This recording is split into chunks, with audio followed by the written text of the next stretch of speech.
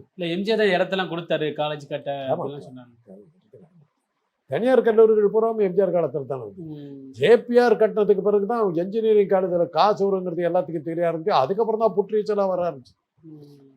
கண்டவன் போனவன் வந்தவனா ஆரம்பிச்சோம். அம்மா அவர்கள் ஆட்சி வரும்போது அரசியல் விட்டு இல்லை, அதுக்கப்புறம் அவர் ஜேபிஆர் வந்து அரசியலுக்கு வர விரும்பினார். ஒதுக்கிட்டார், கம்ப்ளீட்டாக ஒதுக்கிட்டார்.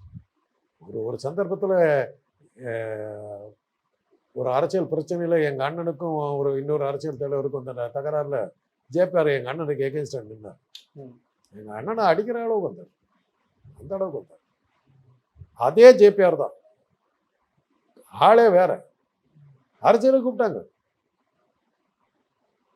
ஓகே. இப்போ 36 ஆண்டுகளுக்கு பிறகு ஜேபிஆர் அவங்க ஃபேமிலியில இருந்து மருமகன் அவர்கள் டிவிகேல விஜய் கட்சியில் இணைஞ்சிருக்காங்க. இன்னைக்கு அவங்க காலேஜ் எல்லாம் உளுந்து போச்சுங்க. ஒரு காலத்தில் ஜேபிஆர் காலேஜில் சீட்டு கிடைச்சா போதுன்ற ஏதோ கியூ நின்றுக்கிட்டு இருந்த காலம் இன்னைக்கு ஜேபிஆர் காலேஜ் கம்ஸ் நோ வேற கலையை போச்சு. அதுதாங்க, ஒரு தலைமுறை சம்பாதிக்கும், ஒரு தலைமுறை அழிச்சிடும். ஒரு தடவை ஜேபிஆரை பார்க்கறதுக்கு நான் போகிறேன். அவர் தான் வர சொல்லியிருக்காரு.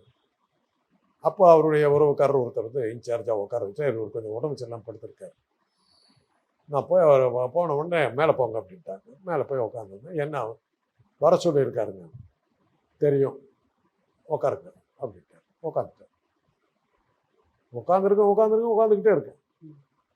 நான் சொன்னேன், என்னங்க 1 மணி நேரத்துக்கு மேலே ஆயிடுச்சு, எல்லாம் தெரியுங்க அப்படின்னாரு.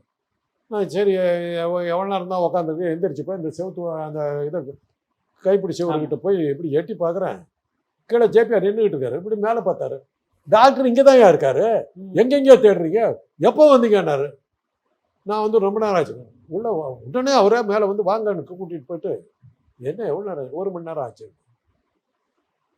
ஏறத்தாழ அழுவல.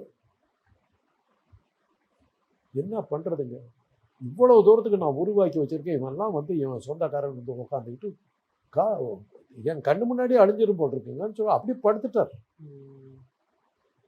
அப்பயே நான் சொன்னேன், தைரியமாக இருங்க. ஒரு சமுதாயம் சம்பாதிக்கும், ஒரு சமுதாயம் அழிக்கத்தான் வரும். அது எல்லாத்துக்கும் உள்ளது. ராஜராஜ சோழன், ராஜேந்திர சோழன் எவ்வளோ உருவாக்குனாங்க. குலோத்துங்க வரலும் வந்தது. அதுக்கப்புறம் சோழர்களுடைய வாரிசுகளே எங்கே இருக்காங்கன்னு தெரியல. முகலாய சாம்ராஜ்யம் என்னாச்சு?